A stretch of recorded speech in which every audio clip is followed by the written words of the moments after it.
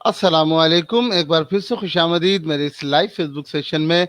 मैं हूं मोहम्मद इमरान, इंटरव्यू वाला। और आज के इस वक्त के जो हमारे गेस्ट हैं, माशाल्लाह इंतहाई तजुर्बेकार और बहुत ही ज़बरदस्त किस्म की शख्सियत मालिक, बहुत ही मिलनसार, बहुत ही खुशगुफ्तार डॉक्टर बरकत चरानिया साहब।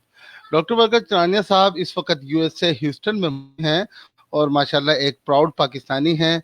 तो इस वक्त हम उनसे बातचीत करने की कोशिश करेंगे और जानेंगे उनसे, उनके बारे में, उनके तजुर्बात से बहुत कुछ सीखने की भी कोशिश करेंगे। तो अस्सलाम वालेकुम डॉक्टर साहब। वालेकुम अस्सलाम। इमरान साहब कैसे हैं? अल्हम्दुलिल्लाह सर, आप सुनाइएगा, खैरियत से हैं? तबीयत अल्लाह ठीक है सर आपकी? अल्लाह करम में बिल्कुल ठीक ठाक दिया। सो फार सो गुड। बहुत शुक्रिया सर, आपने अपने कीमती वक्त में से हमारे लिए टाइम निकाला। मैं इंतहाई मशकूर हूं सर आपका। सेकंड इज दैट, आप काइंडली प्लीज इस वक्त बराह रास्त जो नाजरीन हमारे साथ वक्तन फवक्तन जुड़ रहे हैं, उन तमाम तर देखने वाले नाजरीन के लिए, और जो हमारे इस प्रोग्राम को रिकॉर्डेड देखेंगे उन तमाम तर देखने वाले नाजरीन के लिए अपना एक तारुफ करवाइएगा बकौल अपनी जबानी। मेरा नाम डॉक्टर बरकत चरानिया है। मैं ऑर्थोपेडिक सर्जन था था इसलिए कह रहा हूँ, तकरीबन 15-20 साल पहले मैं रिटायर हो गया। और रिटायर होने के बाद I stay in touch with my subject as well as overall many other subjects, इसलिए कि आई हैव बीन मोर और लेस, ये कह सकते हैं कि बहुत ही इंक्विजिटिव हूँ हर चीज़ में। और हर चीज़ में कुछ ना कुछ जानने की कोशिश करता हूँ, इसलिए कि मेरा ख्याल है कि ज़िंदगी जो है, पूरी ज़िंदगी right up to the end one keeps on learning.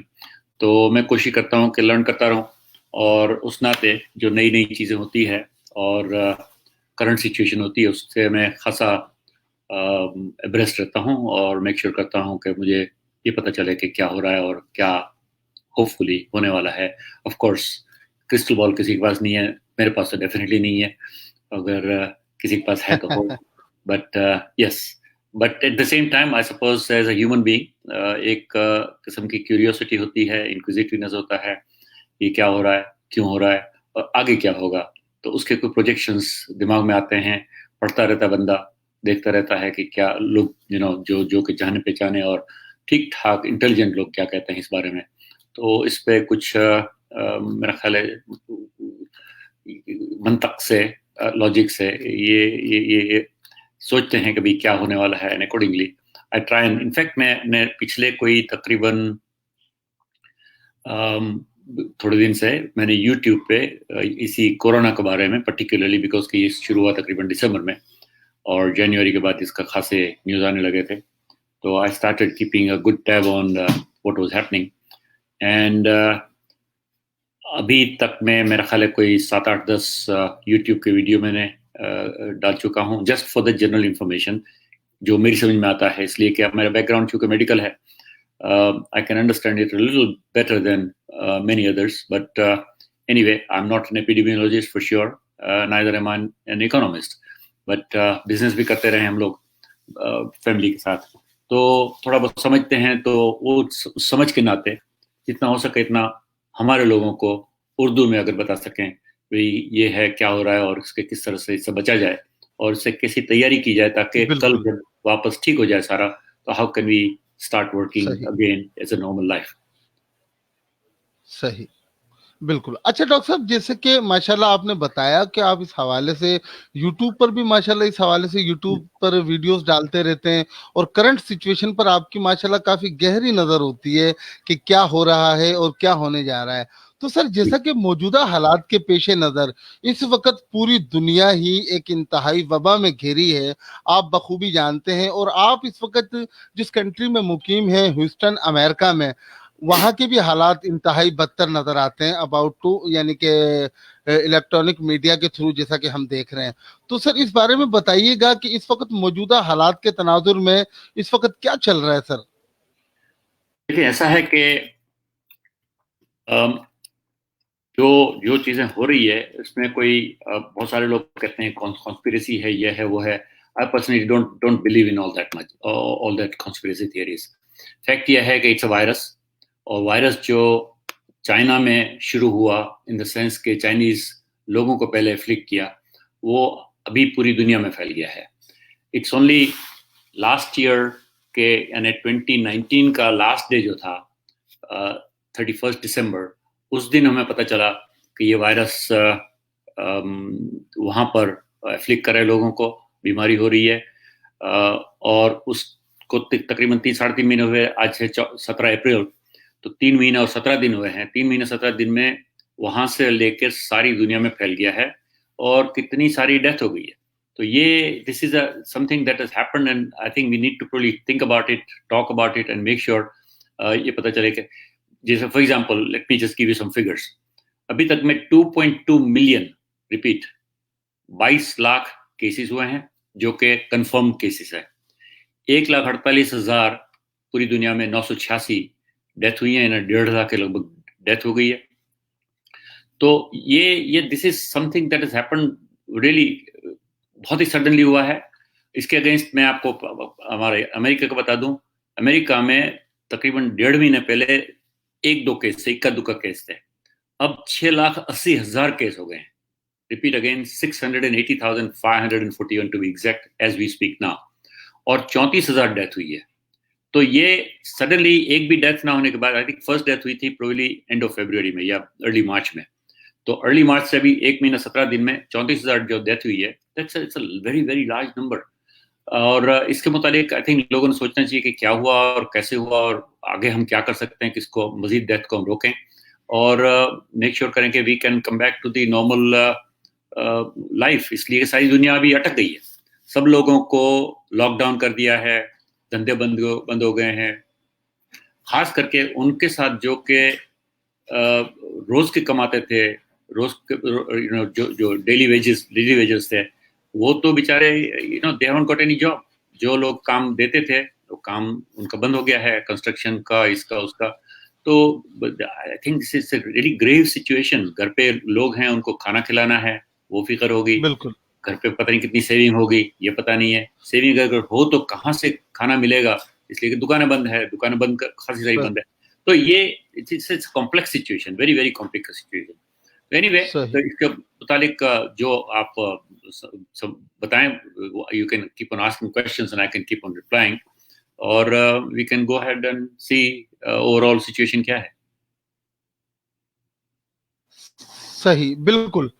तो इसी हवाले से सर मेरा सवाल एक्चुअली यही था कि इस वक्त जैसे कि आपने बताया, इसी मौजूदा हालात के तनाजुर में आप यूट्यूब पर इस हवाले से मुख्तलिफ वीडियोस डालते रहते हैं। मैं ये जानना चाहूंगा सर, वो जो वीडियोस का आपका मकसद होता है, आपके उन वीडियोस का कंटेंट जो होता है वो शेयर कीजिएगा मेरे साथ और मेरे तमाम से देखने वाले नाजरीन के लिए, ताकि हमें और उन तमाम लोगों को मजीद फवायद हासिल हो सके उस एतबार से। सबसे पहले तो यह है कि ये एक कोरोना वायरस जो कहते हैं ये लोग, corona virus is a large family, बहुत सारे इसके अंदर वायरसेस हैं और सबके स्ट्रक्चर्स डिफरेंट होते हैं। इनके इनके इनके प्रोटीन्स उसके अंदर जो होता है, आरएनए प्रोटीन होता है, RNA part of the protein वो होता है, वो सबके अंदर थोड़ा बहुत डिफरेंट होता है। And hence they are all different, different in the sense कि कोई बहुत ज्यादा खराब होते हैं, कुछ मीडियम दर्जे की खराबी होती है और कुछ ठीक ठाक होते हैं, जो कि जैसे कॉमन कोल्ड है। इसमें हम जैसे फॉर एग्जांपल कॉमन कोल्ड ले लें, जो रोज को हम कहते हैं सर्दी हो गई है, तो सर्दी इज सेम सिमिलर वायरस, उसी फैमिली का वायरस है कॉमन कोल्ड। उसके बाद आप ले लें फ्लू, जो कि 1918 में 100 साल पहले स्पेनिश फ्लू के नाम से पूरी दुनिया में फैल गया था, तकरीबन करोड़ आदमी मर गए थे वो कहते हैं। तो एग्जैक्ट नंबर अपने को पता नहीं है। 2 साल चला था 1918 से 1920 तक, वो भी इसी का वायरस है, वो इसी की फैमिली का वायरस है। एक सार्स वायरस चला था, सिवियर रेस्पिरेटरी सिंड्रोम, तो वो भी यही वायरस था, but it was very very fatal. एक मार्स था, मिडिल ईस्टर्न रेस्पिरेटरी सिंड्रोम, वो भी इसी का एक वो है। और भी 2-3 जो है, H1N1 और H1N6, ये भी सब इसी किस्म के वायरस हैं और इसी फैमिली के वायरस हैं, कोरोना वायरस। ये पर्टिकुलर वायरस जो है, ये समझते हैं कि प्रोबेबली ये कहते हैं जूटोनिक वायरस, ZOOTONIC, ठीक है। तो जूटोनिक वायरस का मतलब है कि ये अमूमन ये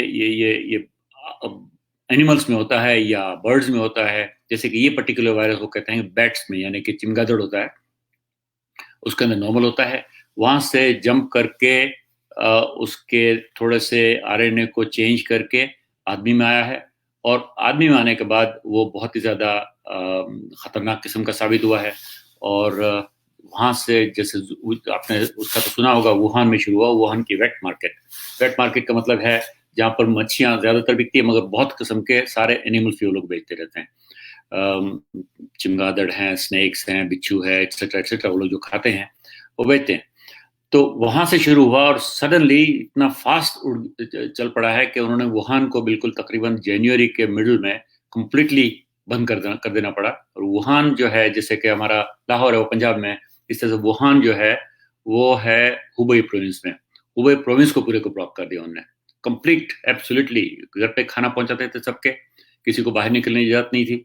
और वो चलता रहा मेरा ख्याल है पिछले कोई 15 दिन पहले तक। 2 हफ्ते पहले उन्होंने वुहान को आहिस्ता आहिस्ता खोलना शुरू किया है और fortunately they have been able to control it.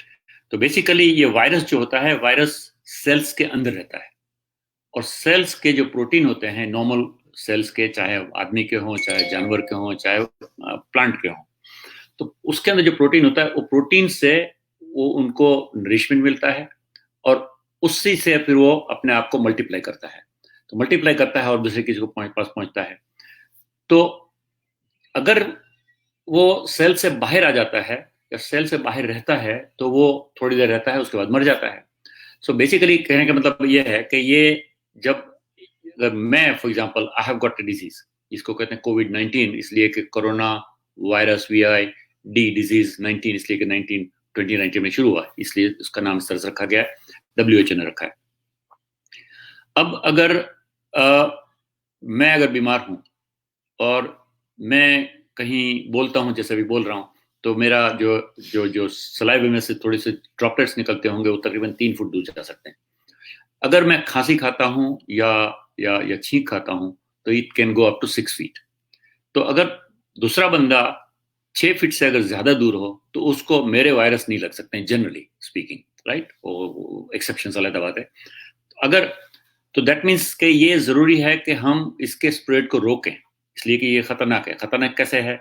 एक तो ये है कि अगर बीमार हूं तो मैं तकरीबन 3 से 4 आदमियों को इन्फेक्ट कर सकता हूं। That is as against normal जो फ्लू में होता है, और फ्लू बहुत लोगों को होता है, वो उसमें से होता है कि 4 आदमी को हो तो 1 आदमी को होता है। इसमें उल्टा है, 1 आदमी 4 आदमी को इन्फेक्ट करता है। That's one. सेकेंडली, वो वाला फ्लू जो कि नॉर्मली हम देखते हैं और हमें पता है कि क्या होता है, वो तकरीबन 1000 आदमी को अगर फ्लू हो तो 1 आदमी मरता है। इसमें 1000 आदमी अगर को ये हो रहा है तो तकरीबन 20 आदमी मर रहे हैं, ऐसा अभी तक में पाया गया है। तो that means is 20 times more fatal, A, and it is at least 16 times, 20 times more infective than the normal flu. Hence इससे बचने की वो कर सकते हैं, इसलिए कि दवाई तो कोई है ही नहीं। तो वो हम आते हैं उसके ऊपर। तो बेसिकली कहने का मतलब ये है कि इससे बचना बहुत जरूरी है। Prevention is the only thing that we have got at the moment.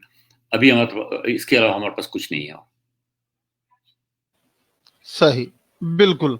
बिल्कुल सर, माशाल्लाह बहुत सारी ज़बरदस्त बातें आपने शेयर की। लेकिन सर यहाँ पर एक सवाल ये ज़रूर बनता है, आफ्टर दैट इंशाअल्लाहुल अज़ीज़ वो दिन दूर नहीं जब पूरी दुनिया और हम लोग इस डिजीज से निकल जाएंगे, इन दिनों से इंशाल्लाह निकल जाएंगे, अल्लाह पाक करेंगे ऐसा। लेकिन इस वक्त आप जिस कंट्री में मुकीम हैं, ह्यूस्टन USA में, वो कंट्रीज ऐसी हैं कि वो पहले से ही बहुत ज्यादा डिजिटल हो चुकी हैं ऑलरेडी। लेकिन यहाँ पर पाकिस्तान में रेहान फाउंडेशन के तवज्जुह से और रेहान अल्लाहवाला की जानिब से पाकिस्तान को डिजिटल करने के हवाले से इंतहाई जबरदस्त किस्म की कैंपेन चलाई जा रही है, क्योंकि इस तरह के हालात के पेश नजर बहुत सारे हालात और वाकयात इस तरह के रूनुमा हो जाए जिसमें हमें हमारा डिजिटल होना बहुत जरूरी होता है। अपने छोटे छोटे मसले मसाइल या वर्क फ्रॉम होम के स्लोगन के साथ जिस तरह के, तो आप इस पर थोड़ा सा बताइएगा सर अपने तजुर्बे की रोशनी में कि आफ्टर दैट क्या होगा। अबाउट टू पाकिस्तान भी बताइएगा एंड अबाउट टू USA भी। उससे पहले मेरा ख्याल है आपके लोगों को ये जानना जरूरी है, इसलिए कि ये जो मैं अभी कुछ दिनों से वीडियो डाल रहा हूँ फैक्ट्स वाली, उसमें ये सारी चीजें तो मुझे मिल जाती हैं कि दुनिया में क्या हो रहा है, यानी कि पाकिस्तान यहाँ पर क्या हो रहा है मुझे पता है, अमेरिका, पूरी दुनिया में क्या है। एक मैं आपको वेबसाइट अगर आप चाहें तो मैं दूंगा, एक वर्ल्डोमीटर है जो कि सारी दुनिया की फिगर्स कलेक्ट करता है कि कहाँ क्या हो रहा है कोरोना के लिहाज से। मगर पाकिस्तान और इंडिया के जो फिगर्स हैं वो जिसको भी मैं पूछता हूं और उसमें जो है वो बहुत ही कम केसेस बताते हैं और बहुत ही कम डेथ बताते हैं। अल्लाह करे ऐसी हो, अल्लाह करे बिल्कुल ही ऐसा हो। मगर जिसको भी बात से बात होती है वो कहते हैं नहीं साहब इसके अंदर कहीं फिगर सही नहीं है और प्रोबेबली इसको बहुत ही या तो सप्रेस किया गया है या पता ही नहीं है। इसका मैं एक दूसरी आपको एग्जांपल बताऊं कि आज सुबह के बीबीसी के न्यूज में था कि चाइना ने उनके पास जो 3000 आई थिंक 300 डेथ हुई है वो कह रहे थे from December until last week जबकि वो उन्होंने वुहान खोलना शुरू किया तो उन्होंने एग्जैक्टली 50% उसके अंदर डेथ बढ़ा दिया। 4500 या एग्जैक्ट मुझे याद नहीं है but I will just go into it. मेरा ख्याल तकरीबन 45 और 5000 के दरमियान उनकी डेथ हुई है, मतलब 50% ज्यादा डेथ हुई है। वो कल उन्होंने चेंज किया है या करेक्ट किया है। तो ये अगर चाइना जहां के पर बहुत अच्छी क्या नाम है फैसिलिटीज हैं तो वहां पर ये पॉसिबिलिटी है कि 50% डेथ वाज मिस्ड या अंडर रिकॉर्डेड या सप्रेस्ड या जो भी आप कह लें। और बहुत सारी और क्या नाम है कॉन्स्पिरेसी थियरीज लोग बता रहे हैं कि सर चाइना ने ये किया, चाइना ने वो किया। सच्ची बात अपने को पता नहीं है और मेरा ख्याल है वो ऐसी चीजों से गुरेज करना चाहिए कि हम खाम खामे जिसके वजूद ना हो ऐसी बातें करें। बट फैक्ट ये है कि अगर उनके पास अगर इतना अंडर रिपोर्टिंग हुआ है तो पाकिस्तान इंडिया में क्या हो रहा होगा। इसलिए हमारे पास फैसिलिटीज जो है स्टेटिस्टिकल फिगर्स रखने की, हमारे पास हेल्थ की फिगर, हमारे पास रिकॉर्डिंग ऑफ द केसेस, हमारे पास रिकॉर्डिंग ऑफ द डेथ्स, ये सारे रजिस्टर हमारे पास नहीं है। I work there for quite many years और मुझे पता है कि हमारे पास क्या हालत है। और ये सिचुएशन में क्या हम कर रहे हैं, हम कितना टेस्टिंग हम कितना कर रहे हैं, कितने लोगों को बीमार हुए हैं, कितने लोगों का डेथ हुआ है वगैरह वगैरह। It's difficult thing. और उसको एक तरफ रखते हुए चलें ठीक है, अल्लाह करे जैसे मैं पहले कहा अल्लाह करे ऐसी हो कि बहुत ही कम डेथ और बहुत ही कम केसेस हो। बट दुनिया को देखते हुए कहीं भी टेक इट फ्रॉम चाइना से लेके वो आया ताइवान और कोरिया और सिंगापुर और मलेशिया और वगैरह वगैरह उसके नजदीक में, and then it came to Italy, and then it came to many other European countries like Italy, France, United Kingdom, Germany, Holland, ये सारे कंट्रीज में फैल चुका है। दुनिया की ऐसी कोई कंट्री बाकी नहीं है जिसमें कोरोना आज ना हो। That's very important. और ऐसी कोई कंट्री बाकी नहीं जिसमें डेथ्स नहीं हुई हो। तो इस सिचुएशन में और सब जगह पे तकरीबन उसी एवरेज से हो रही है जिसपे चाइना, कोरिया, सिंगापुर, यूरोप को ज्यादा मतलब परेशानी में है। बट तो इसको अगर इस तरह से इतनी सारी डेथ्स हो रही है, इतने सारे केसेस हो रहे हैं तो पाकिस्तान और इंडिया में क्यों नहीं होंगे? हम कहीं दुनिया से अलग तो नहीं है, हम वो दुनिया के अंदर ही रहते हैं। हमारी अभी इतनी ट्रेवलिंग होती है चाइना की तरफ और चाइना से आना जाना या यूरोप से आना जाना इतना ही होता रहा है जितना और लोगों का हुआ है। अफ्रीका जैसे कभी अफ्रीका जस्ट शुरू हुआ है। तो personally I think this is how it is कि probably we have started contracting the corona cases a little late. तो अभी शायद शुरू हुआ है या शुरू होने के बाद थोड़े दिन हुए हैं। दूसरा है कि हमें शायद इतना पता नहीं है कि क्या हो रहा है और आगे पता चलेगा। At end of the day सबको पता चलेगा क्या हुआ। बट अगेन दुआ ये करते हैं कि अल्लाह करे इतनी खराबी ना हो। बट मुझे I am really very very concern about Indo Pakistani सब कॉन्टिनेंट। सही, बिल्कुल। अच्छा सर, यहाँ पर अब मैं एक थोड़ा-सा मौज़ू चेंज करना चाहूँगा गुफ्तगू का। मैं आपसे ये ज़रूर जानना चाहूँगा ख़ुसूसन अपने लिए और मेरे नाज़रीन के लिए कि डॉक्टर बरकत चरानिया साहब पाकिस्तान से अमेरिका तक का सफ़र कैसे हुआ और आज इस वक़्त अमेरिका में मौजूद हैं, किस तरह से? हुजूर मैंने एमबीबीएस किया था डाउ मेडिकल कॉलेज से बैक इन 1964। तो अब कुछ ऐसा लग रहा है कि पिछले जन्म में किया था एमबीबीएस ऑलमोस्ट। उसके बाद इंग्लैंड गया, वहां से एफआरसीएस किया, फेलोशिप किया। वापस पाकिस्तान आया तो एक अस्पताल मैंने खोला था जो मैं तकरीबन 15 साल चलाता रहा। 200 बेड का हॉस्पिटल था कराची में, चरानिया हॉस्पिटल के नाम से। तो that was the life basically. अच्छी तरह से माशाल्लाह जिंदगी गुजरती रही।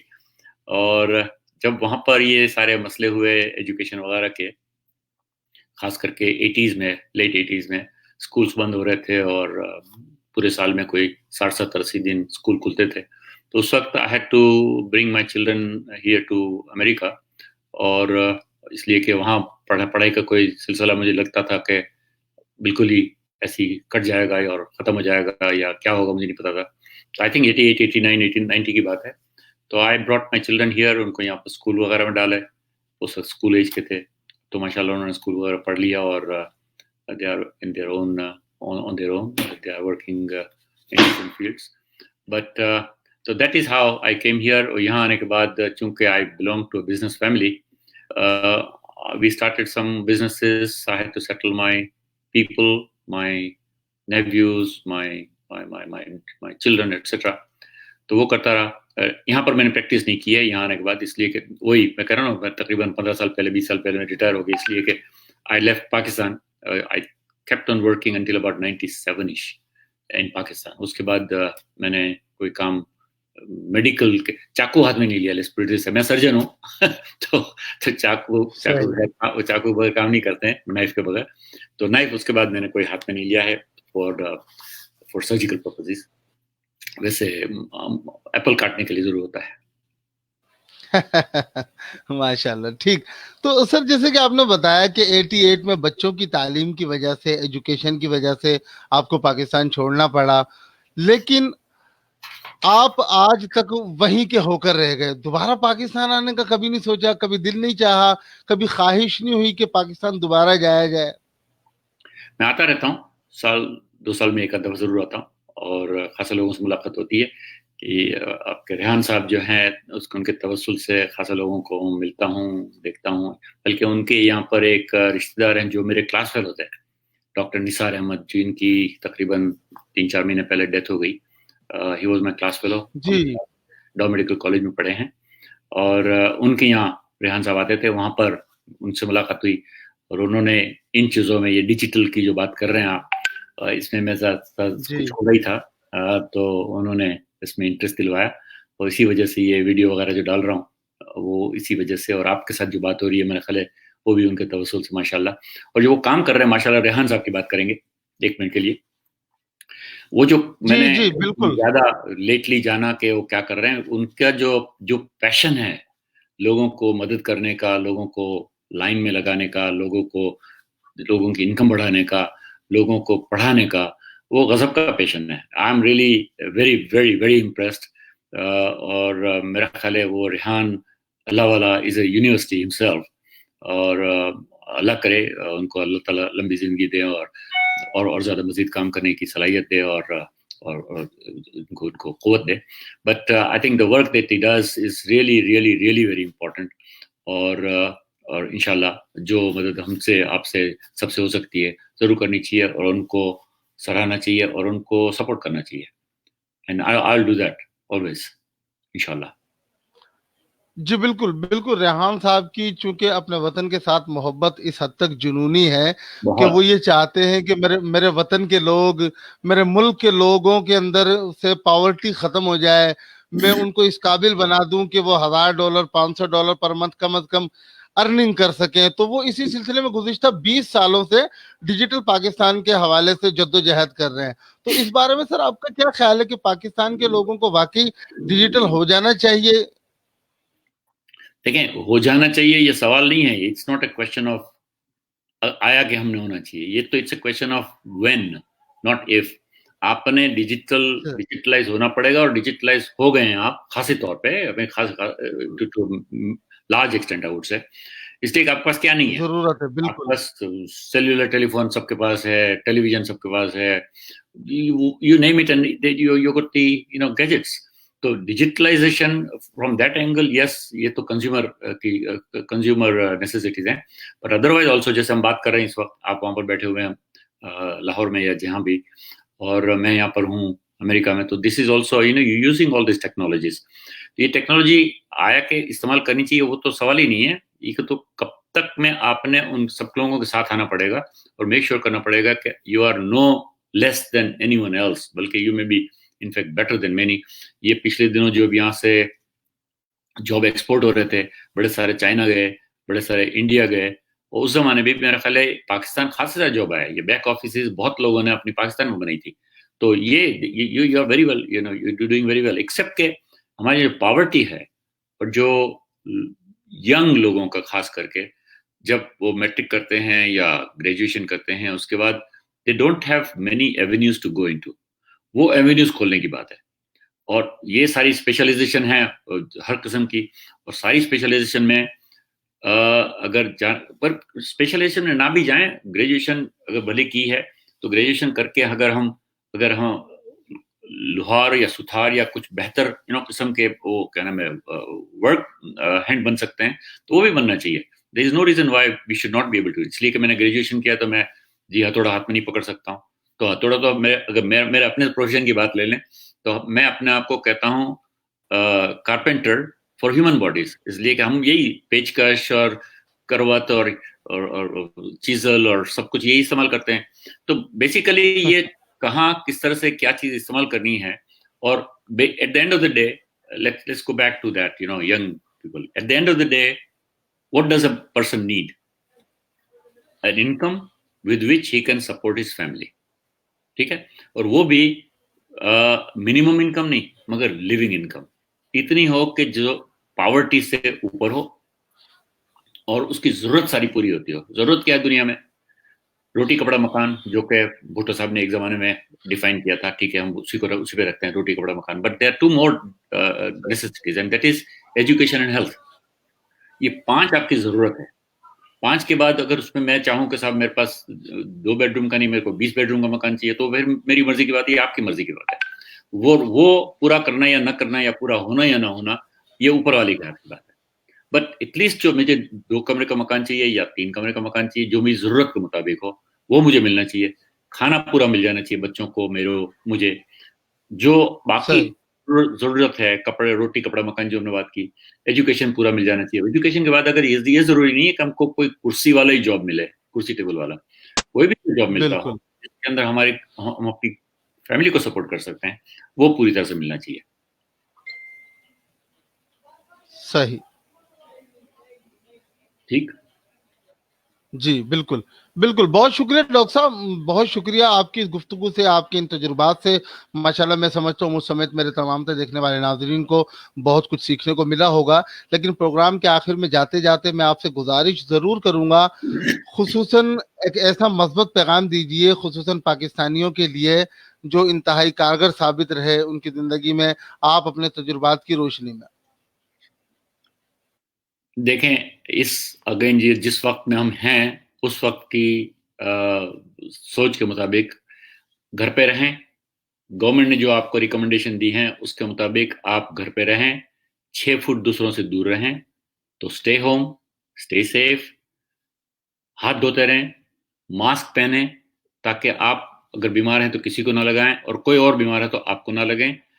और मेक श्योर करें कि ये तकरीबन 4-6 हफ्ते का जो वक्त है वो गुजर जाए, और उसके बाद जो वक्त सामने आएगा उसको हम देखेंगे। इसलिए कि economy is the next issue जो कि आपके सामने आएगा। Economy will really go bad, unfortunately, that's how I see. For example आज के फिर रिपोर्ट हैं, आज ही के, और वो भी आप सुन लें। चाइना में 20 साल के बाद या बल्कि 25 साल के बाद पहली दफा उनकी इकोनॉमी कॉन्ट्रैक्ट हुई है। 6.8%, ऑलमोस्ट 7% कॉन्ट्रैक्ट नीचे आ गई है, जीडीपी उनकी जो है कम हो गई है। अगर चाइना में ये हालत है और वो सिर्फ 3 महीने के कोरोना के सिचुएशन में, जबकि उन्होंने एक प्रोविंस खाली बंद किया था, सब जगह पे बंद नहीं था, despite that 7% contraction of Chinese economy is something we need to really look at it with a great worry. तो उस सिचुएशन में ये यहाँ पर जो सोच रहे हैं, यहाँ पे भी मेरा ख्याल है ये I think they will go into recession. यहाँ पे भी प्रोबेबली यूरोप भी, whole of Europe will be in recession almost certainly, there is no doubt about it.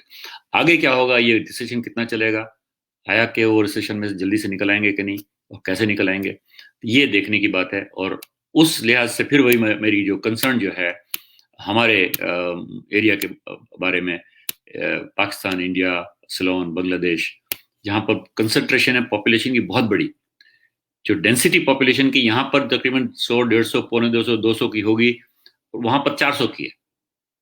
You will be surprised. 350-400 से कहीं भी कम नहीं है। तीन चार जो जगह मैंने नाम लिया, पाकिस्तान, इंडिया और बांग्लादेश। बिल्कुल इस डेंसिटी में, जबकि हमारे पास मेडिकल फैसिलिटी बहुत कम है, जबकि हमारे पास एजुकेशन भी कम है, अनफॉर्चुनेटली। समझ डेफिनेटली सही। हमारे पास इनफ है। बहुत समझ को सामने रखते हुए हम ऐसी चीजें कोई ना करें कि जिससे हमारी या हमारे खानदान की जिंदगी का कोई मसला हो जाए। तो बेसिकली कोरोना से बचें। Prevention is the only thing in corona. Treatment इसकी कोई नहीं है। वैक्सीन जो है इसकी बनाने की बात कर रहे हैं, वो इसमें कम से कम 1 साल लगेगा। रिपीट, 1 साल कम से कम वैक्सीन में लगेगा। तो वैक्सीन को तो छोड़ दें, ट्रीटमेंट कोई नहीं है, तो बेसिकली हम इससे बच सकते हैं तो बचना चाहिए। अगर नहीं बच सके तो जो अल्लाह ताला को मंजूर होगा वो होगा। बट आई सिंसियरली होप कि हमारे लोग सारे stay safe, stay at home, stay away from each other 6 feet, and keep on washing your hands, keep good hygiene. किसी चीज को भी, आप जैसे ग्रोसरी लेने के लिए जा रहे हैं, तो किसी चीज को भी किसी और ने छुआ है, आप मत छुएं। और अगर छूते भी हैं तो इमीडिएटली फिर वापस अपने हाथ धो लें। ग्लव्स पहने तो ग्लव्स भी धो लें। मास्क जरूर रखें अपने पे। तो ये जैसा नॉर्मल रिकमेंडेशन जो कि गवर्नमेंट ने आपको मेरे ख्याल दी है, और जो गवर्नमेंट कहती है उसके मुताबिक करते चले जाएं, इंशाल्लाह सब खैर होगा। चले, बहुत शुक्रिया, जबरदस्त डॉक्टर साहब। दुआ है अल्लाह रब्बुल इज्जत से कि अल्लाह पाक हमें और पूरी दुनिया को इस इंतहाई वबा से बचाए। इंतहाई मस्बत और मौसर पैगाम आपकी जानिब से। बहुत अच्छा लगा डॉक्टर साहब आपसे बात करके। अब मैं आपसे प्रोग्राम के आखिर में इजाजत चाहूंगा। Thank you so much. Allah Hafiz. Thank you Imran साहब। अस्सलाम वालेकुम। बहुत शुक्रिया। अस्सलाम। जी बिल्कुल, साथ साथ तमाम तो देखने वाले नाज़रीन का भी बहुत शुक्रिया। जैसे कि आज हमारे साथ प्रोग्राम में मौजूद थे डॉक्टर बरकत चनानिया साहब फ्रॉम ह्यूस्टन, अमेरिका। बहुत ही ज़बरदस्त बातें उन्होंने हमारे साथ शेयर करी, और करंट सिचुएशन के एतबार से भी उन्होंने हमें बहुत कुछ गाइड किया। अबाउट टू कोविड-19 हमें बहुत कुछ गाइड किया। आखिर में जाते जाते अपना एक इंतहाई मजबूत पैगाम भी हमें दिया। अबाउट टू डिजिटल पाकिस्तान भी उन्होंने बातचीत की। तो इंशाल्लाह मुस्तकबिल करीब में भी अगर इस तरह का कोई टॉपिक हुआ तो डॉक्टर साहब से ज़रूर रब्ता किया जाएगा। तो यहाँ पर प्रोग्राम के आखिर में तमाम तो देखने वाले नाज़रीन को भी शुक्रिया कहूँगा। इंशाल्लाह मिलते हैं किसी नए प्रोग्राम में किसी नए मेहमान के साथ। तब तक के लिए अल्लाह हाफिज़।